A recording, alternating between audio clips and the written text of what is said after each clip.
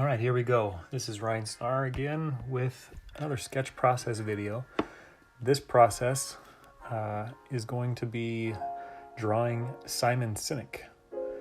Simon is an author and a thought leader, and I find his thinking to be very refreshing and very optimistic. He just started a podcast called A Bit of Optimism that I quite enjoy. So here you can see me just at the very beginning keying in some key features here, blocking in shapes. Right now it's this hand. I figured the first time I saw Sinek doing anything, he was doing a TED Talk, and so I figured I would draw him kind of in his TED Talk mode, writing things down on a whiteboard,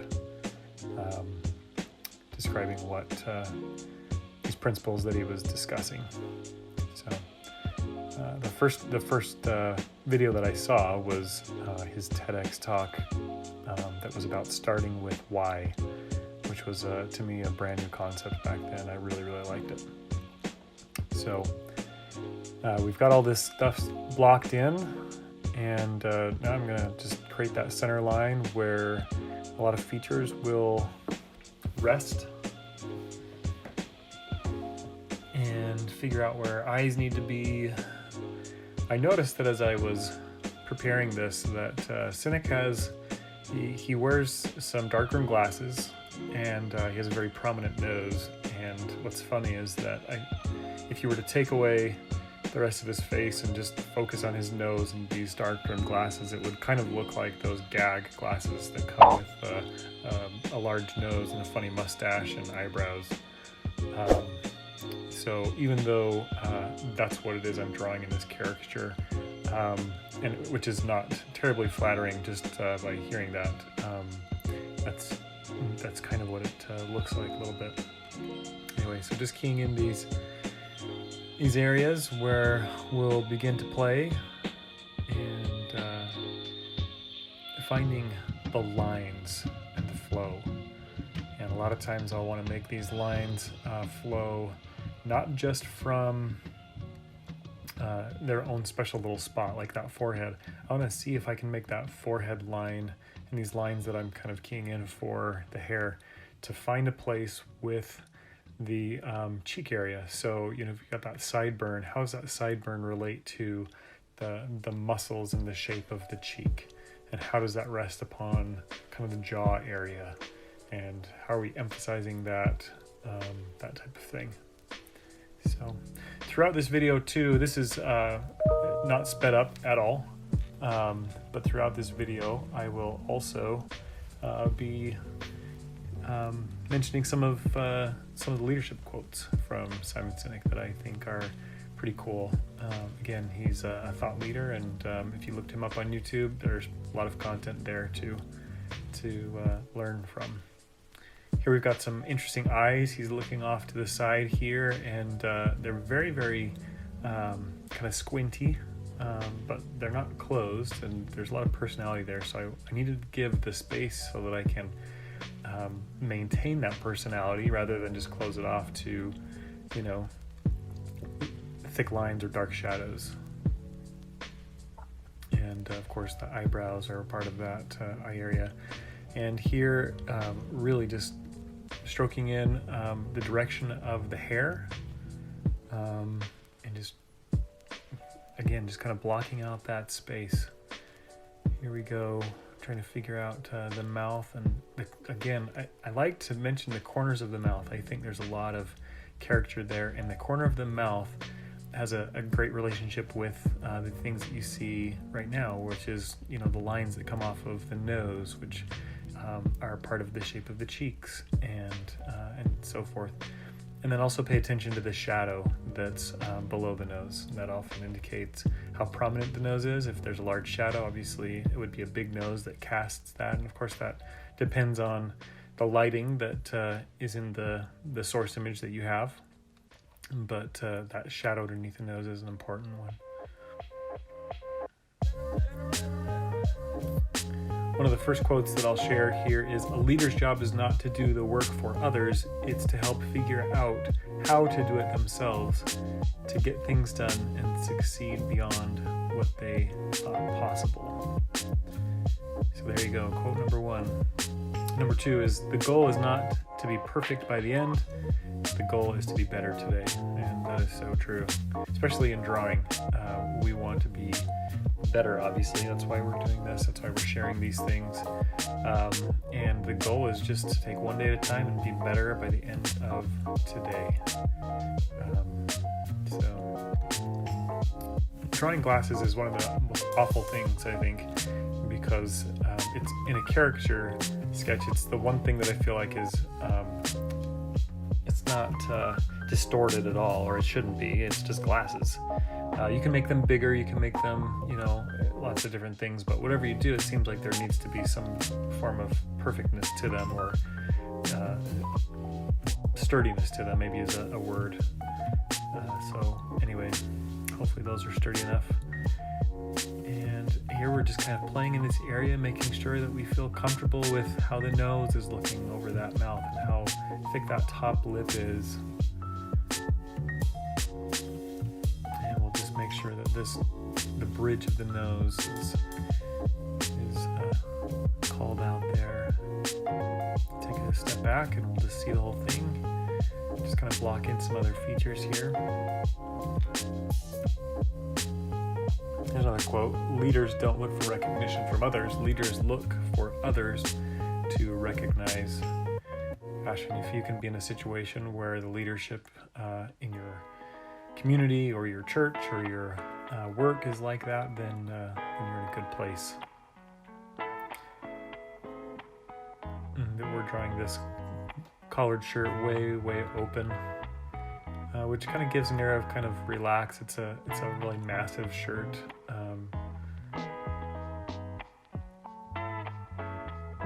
And just stroking in some shadows. Don't need to be too specific at this time. Just kind of figuring out the kind of space that we want to use. Shadow underneath the chin, onto the neck. That's going to push that area back and make the face that you're drawing stand out. So you want to make sure to do that.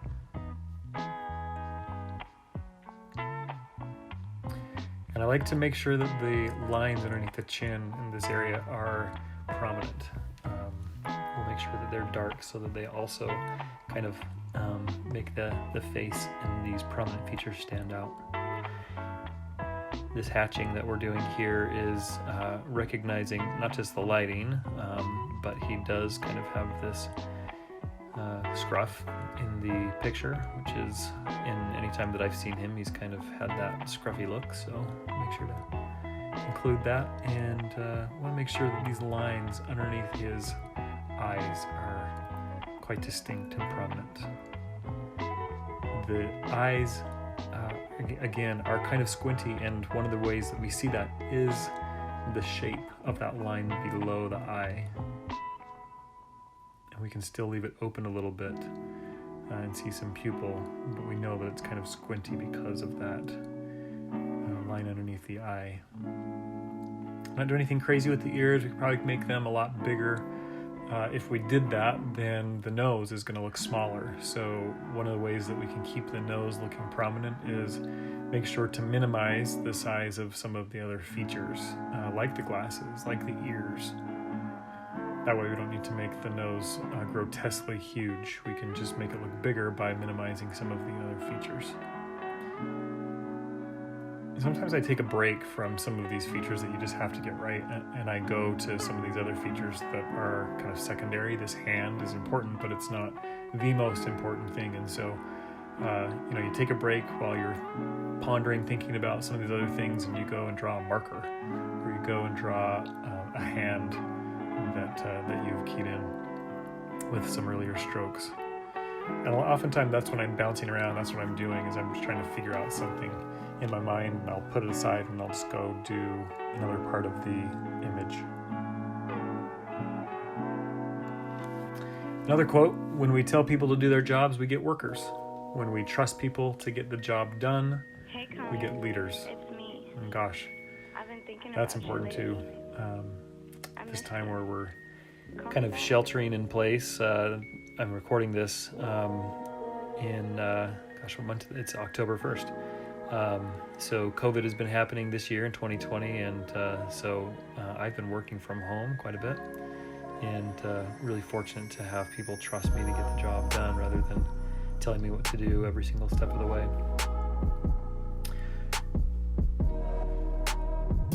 And we've transitioned, of course, to kind of inking right now, which is this dark stroke, and I like to put that on top of my layer. I'm sketching electronically, of course, and I like to put that on top of my layer with the light sketches.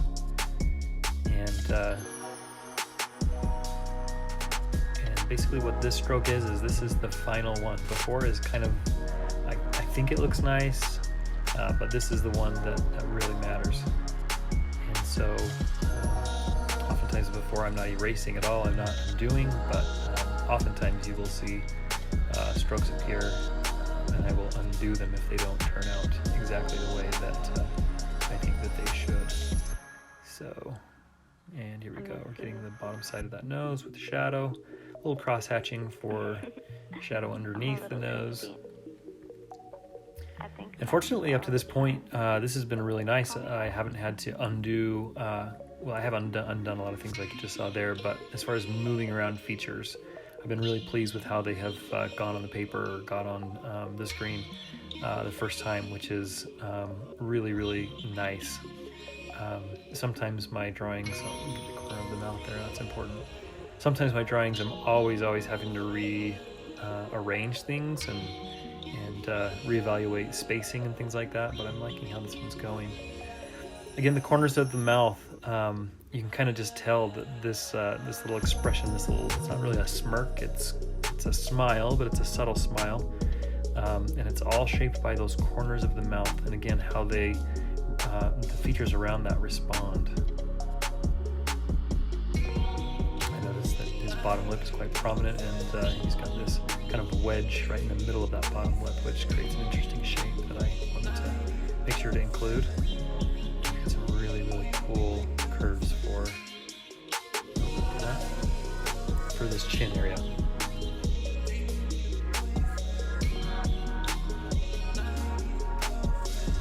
And just while we're at it, we'll cross hatch that little shadow. That's the neck, but it's kind of like this double chin action going. Simon doesn't really have a massive double chin, but we all do when our heads are tilted a certain way or whatever, and that's kind of the effect that we're getting there.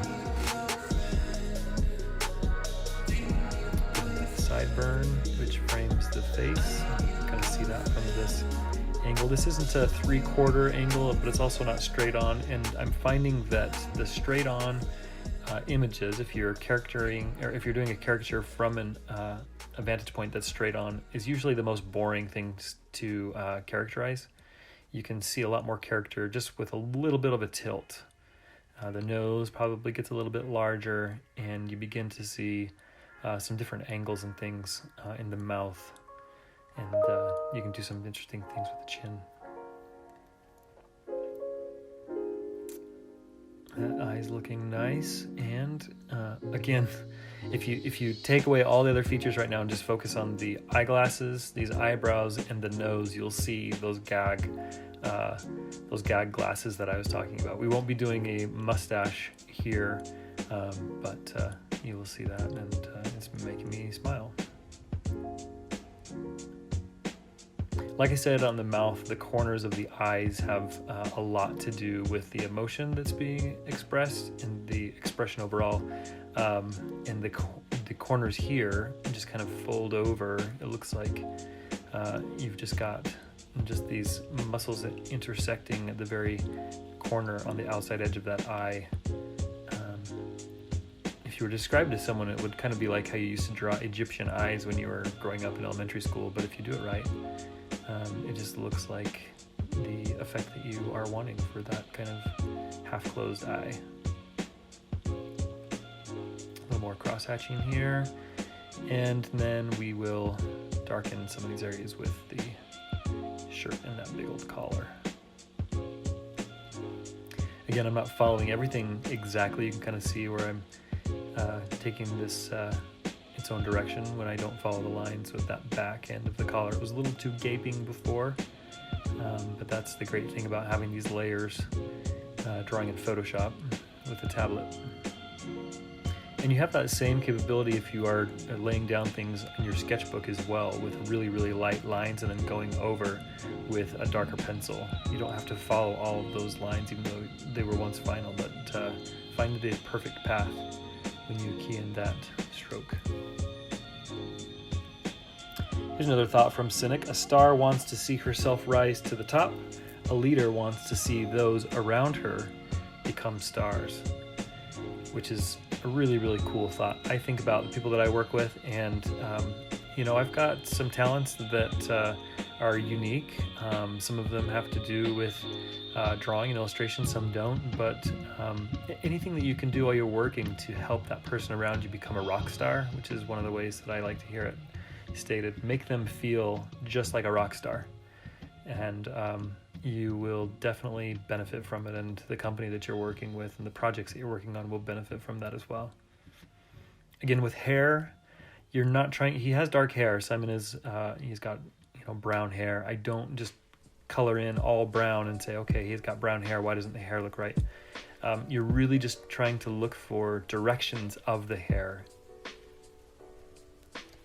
Here's some of that cross-hatching for the scruff that I talked about. And sometimes I will do cross-hatching very similar to this when the subject does not have scruff, or even on females and they don't have any facial hair at all. And in that sense, it's just trying to define whether it's a shadow or whether it's a shape. And if I wanted to further do that, I could, maybe key in some speckled dots. I don't know that I will. I think this is probably sufficient for the scruff, but that's another thing that you could do if you wanted to emphasize that detail.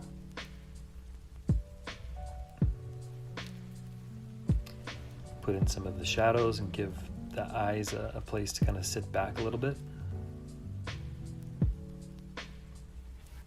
Leaders are the ones who have the courage to go first, to put themselves at risk, to open a path for others to follow.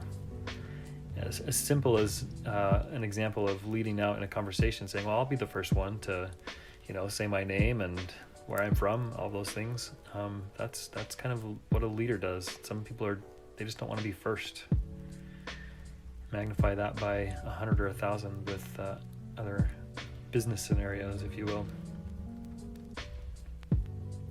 Here's another quote. Hire people inspired to achieve something big over people who demand something big before they feel inspired. That's one of the things I like about his thoughts is it's very much focusing on how people's minds work and what motivates us, what inspires us. Here we go, trying to just figure out these fingers wrapped around this marker. And I plan to, as I do the background, I'll write in some of the things that he's talking about, the start with why type of thing.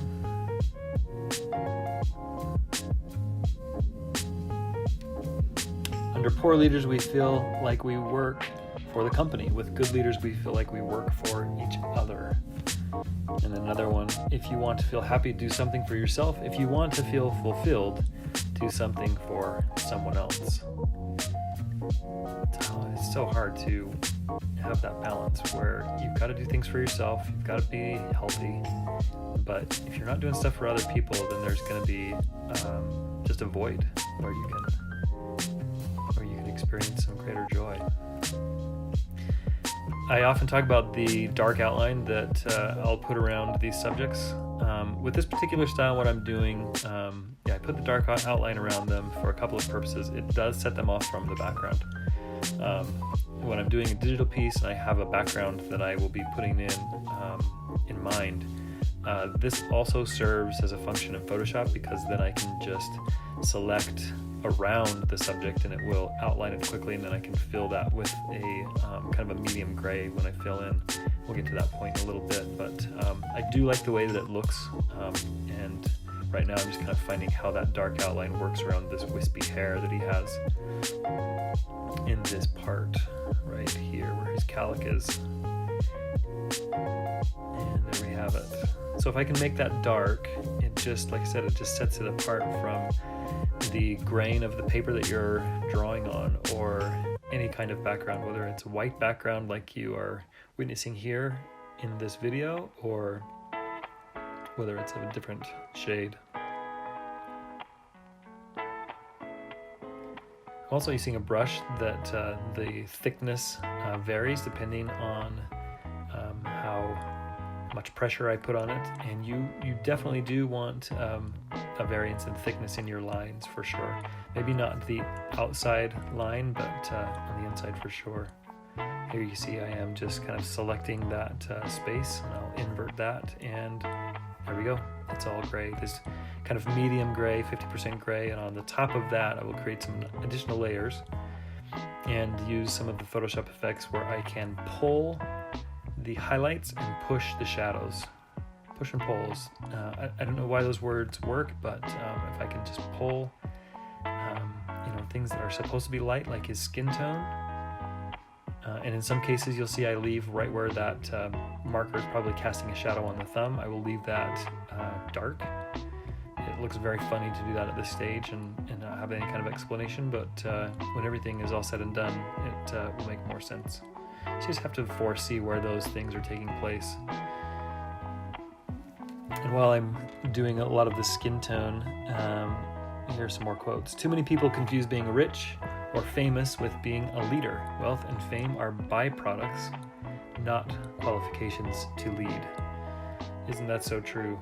That's why we can't always assume that people that are celebrities make fantastic leaders. Just because you have a lot of people looking your way does not mean that you have any kind of leadership ability. There is a difference between listening and waiting for your turn to speak.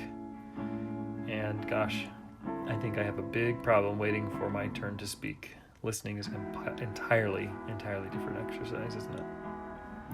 So here I will just, probably from his neck all the way to the top of his forehead, fill all this area in. If there are places where that should be maintained as shadows, I will probably dodge those, but yeah, this is just the part where you just fill all this in. There are quicker ways to do this with Photoshop tools. You can outline the area and then just fill it using the fill tool, but I find that sometimes that works, and sometimes I'm just patient enough to do this fill as you see me doing it here in real time. Emails get reactions, phone calls start conversations. Another quote from Sinek, and very, very true. I prefer, in many cases, emails to be efficient in a lot of different ways. But that has a lot to do with people that I may not have a relationship with or have to do anything significant for. Maybe I'm talking to a salesperson, for example. Talking to a salesperson and using emails is perfectly fine. You don't need to waste time on the phone with someone when there's not going to be a relationship. But when you do have a relationship with someone, a phone call definitely, or in-person conversation, especially in relationships that are important. You don't ask someone out through email if it really matters, right? Here we are keying in some of these areas and leaving space where there will naturally be shadows. And I'm using some opacity, so you see that when I go over places that I have drawn in before, then it just gets a little bit lighter, which is fine. We'll just capitalize on that. We'll count on that working for us when we do that highlight on the collar, and when we do things like the whites of his eyes and highlight on the neck, things like that. When we break eye contact to check our phones, we degrade trust. Let's keep our phones away from meals and meetings. One of the things that I've heard Simon talk about quite a bit is technology in our youth, and kind of the, I don't know if he's calling it the Gen Y or Z, just young people who have always grown up with phones. It's very interesting to see their habits and how they affect different aspects of life. And yeah, keep those things away from meals and meetings for sure. So I've changed to doing, it's the same the same hue of gray, but now I'm applying that in more of a multiply application, and I'm pushing these shadows. So right where the lighting is under his chin there, on the side of his face, on his neck, we'll push those areas so that they become dark. And I am using it in opacity as well, so when I go over these, it will just continue to get darker and darker. I'm not going to plan on using a ton of contrast here. Sometimes, a lot of times, it's something I struggle with. When there's a lot of contrast, sometimes I can just completely fail and butcher some of the values, but I'm going to keep it really simple and just rely on some of these lines basically that I've keyed in for his features. Customers will never love a company until the employees love it first. Have you ever gone into a place where just the employees look like they love what they're doing? That definitely affects my buying experience for sure. Here we are, just putting in some color right there, just further defining that cheek muscle. These lines that I'm putting in now weren't strong enough to be kind of the dark lines, but they definitely are present in creating the shadow. Just about wrapping up. I will just offer a couple more quotes. There's a difference between working together and working in the same office. Leadership is not a rank or a position, it is a choice to look after the person to the left of us and the person to the right of us. The art of leadership is about inspiring people to build something, not threatening to break something. And the last one I'll share is be the leader you wish you had. So those are some thoughts from Simon Sinek. And as we kind of wrap up here with some of these final shadows on the lip, we just want to make sure that it's prominent as it needs to be, but not too prominent. We don't want him to look like he has lipstick on. That's something that we got to make sure to watch out for. And after you get done with some of these close-up details, we'll zoom out and see if we've done what we needed to do. Hold on here. Just make that a little more prominent. There we go.